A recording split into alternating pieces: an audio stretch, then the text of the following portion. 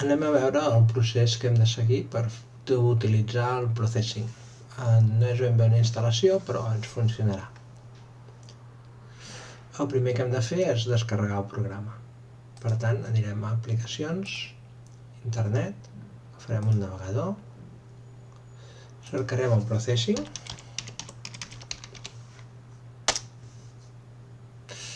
anem directament a download per descarregar-lo i baixarem la versió de Linux de 64 bits.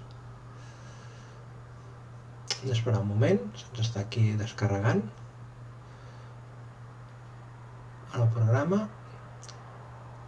i un cop s'hagi descarregat, s'ha descarregat completament, el trobarem a baixades. Tanquem el navegador, anem a llocs, anem a baixades, aquí tenim el processing i està comprimit. Per tant, el primer que haurem de fer és extreure'l, deixar-lo sense estar comprimit. Botó dret, extreu aquí i ens crea una carpeta amb tot el seu contingut. S'acaba de descomprimir, és una mica gran, per tant pot tardar una mica. Bé, se'ns ha acabat de descomprimir, obrirem aquesta carpeta i se'ns crea una altra. Ho podem utilitzar directament aquí o podem traslladar aquesta carpeta a un altre lloc com vulguem. Jo us ho faré directament. Obro aquesta carpeta i aquí tenim un fitxer que s'anomena processing. Per tant, agafem el botó dret, obrim un terminal en aquest punt d'aquí i en aquest terminal el que hem de fer és executar aquest programa que es diu processing. Per poder-ho fer, ho heu de fer escriure un punt, una barra i després escriure processing a compte amb les majúscules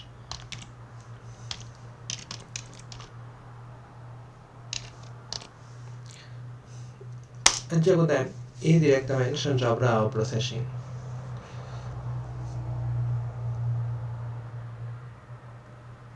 Pot tardar un cert moment a obrir-se.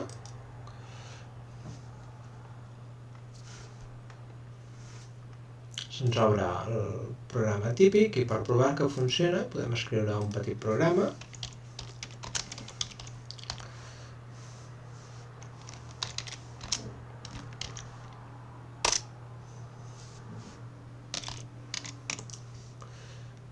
Aquest, per definir una finestra petita, 200,100.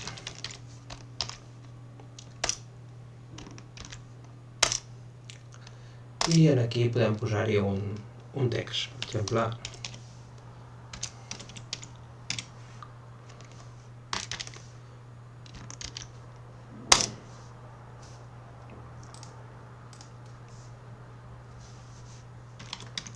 i escriure un text qualsevol, per exemple,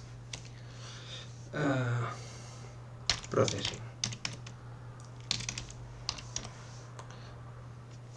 Tanquem, cometes, li diem on el volem situar, 10, tanquem